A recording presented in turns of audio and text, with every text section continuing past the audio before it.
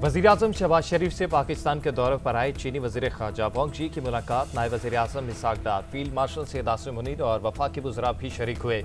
मुलाकात में पाक चाइना ताल्लुकात और आलमी सूरत हाल पर बातचीत की गई। वज़ीर-ए-आज़म ने कहा कि चीन के साथ स्ट्रेटेजिक शराकतदारी मज़ीद मजबूत बनाएंगे।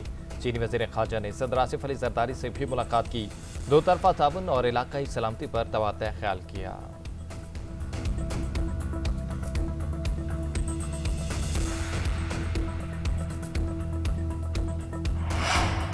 बानी पीटीआई की 9 मई के 8 मुकदमात में जमानत मंजूर। सुप्रीम कोर्ट ने लाहौर हाई कोर्ट का फैसला कलअदम करार दे दिया। चीफ जस्टिस याहिया अफरीदी की सरबराही में 3 रुकनी बेंच ने फैसला सुनाया।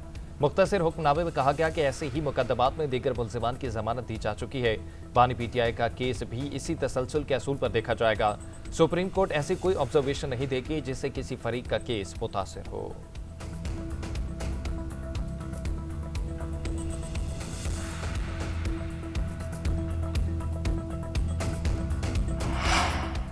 आर्मी चीफ की तरफ से ब्रसल्स में कोई इंटरव्यू नहीं दिया गया। एक सहाफी ने जाती फायदे के लिए मनगढ़ंत कहानी घड़ी। तकरीब में मुआफी से मुतल्लिक भी कोई बात नहीं हुई। DGISP लेफ्टिनेंट जनरल अहमद शरीफ चौधरी की गुफ्तगू।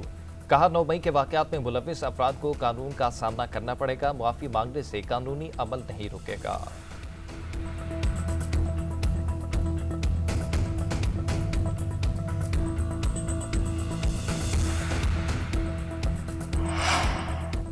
लाहौर पुलिस चीफ ने अलीमा खान के बेटे की गिरफ्तारी की तरदीद की है। वानी की बहन का इल्जाम साबित होने तक सिर्फ इल्जाम है।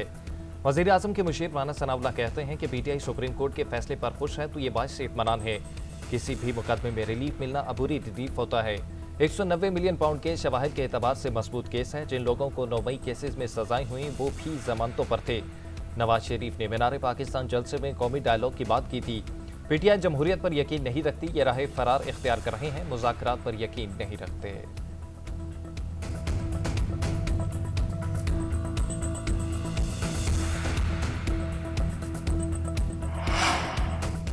कराची में पटाखों के गोदाम में आतिशबाजी, इलाका धमाकों से गूंज उठा। 3 अफराद जान बहक, 30 जख्मी, कई की हालत तशवीशनाक।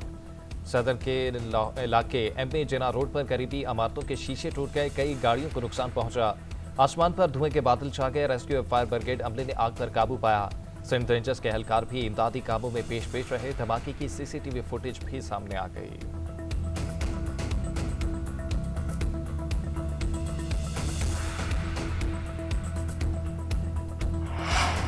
कराची में वक्फे से बादल बरसने का सिलसिला जारी, कहीं हल्की और कहीं तेज बारिश। Orangi Town, Surjani, New Karachi, North Karachi और मुलहिका इलाकों में मूसलाधार बारिश। यूनिवर्सिटी रोड, गुलशन इकबाल, शाहराह फैसल, गुलिस्तान चौहर में भी अब्र रहमत। महकमा मौसमियात की बारिश का सिलसिला 30 अगस्त तक जारी रहने की पेशगोई। नया सिस्टम 27 अगस्त तक दाखिल होगा। शहर कायद में 2 दिन बाद भी सड़कों पर पानी जमा। कई शाहराहों और गली मोहल्लों से पानी ना निकाला जा सका।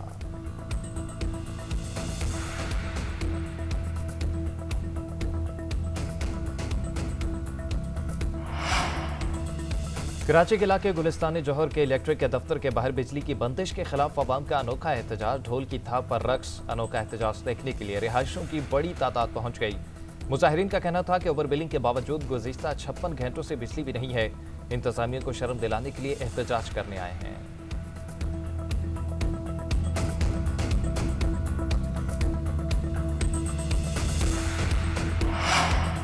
सदर मुमलिकत आसिफ अली जरदारी की मेजर रिजवान ताहिर शहीद के घर आमद। अहल खाना से इज़हार यकजहती। वज़ीर दाखिला मोहसिन नकवी भी साथ मौजूद। सदर ने कहा कि मेजर रिजवान शहीद, बहादुर और निडर ऑफिसर थे। उन्होंने जान देकर कौम का सर बुलंद किया। मेजर रिजवान ताहिर बलूचिस्तान के इलाके नोशकी में ऑपरेशन के दौरान शहीद हुए थे।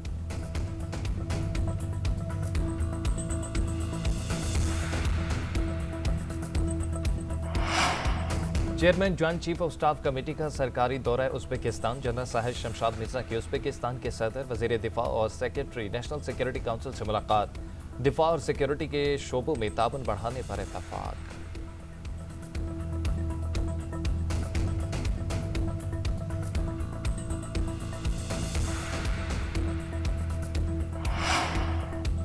पसंद की शादी करना जुर्म बन गया। इस्लामाबाद में भाई ने बहन को सर में गोली मारकर कत्ल कर दिया, मुलजिम गिरफ्तार। पुलिस के मुताबिक मकतूला ने कुछ अरसा कबल पसंद की शादी की थी, जिस पर भाई को एतराज था। अफसोसनाक वाकया थाना शम्स कॉलोनी में पेश आया।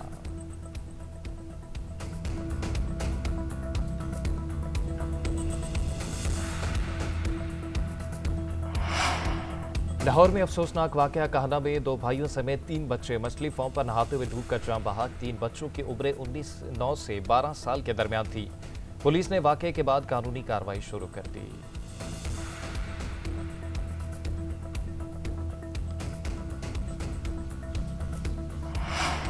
एशिया कप 2025 पर छाए काले बादल छट गए। मोदी सरकार ने भारतीय टीम की इवेंट में शमूलियत की तस्दीक कर दी। भारतीय स्पोर्ट्स मिनिस्ट्री की जानिब से अपनी टीम को एशिया कप खेलने की इजाजत। कहा, पाकिस्तान के साथ किसी किस्म की बाहमी सीरीज नहीं होंगी। इंटरनेशनल इवेंट्स में क्रिकेट खेलेंगे। एशिया कप में पाक भारत मुकाबला 14 सितंबर को दुबई में होगा।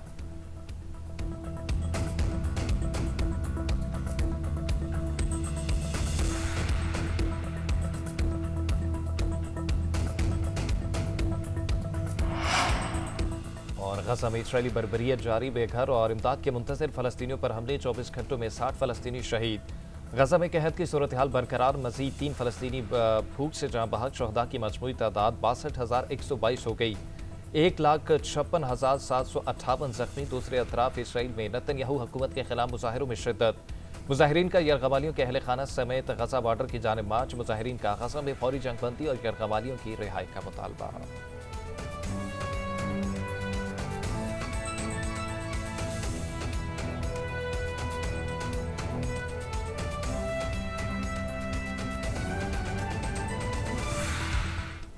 अस्सलाम वालेकुम।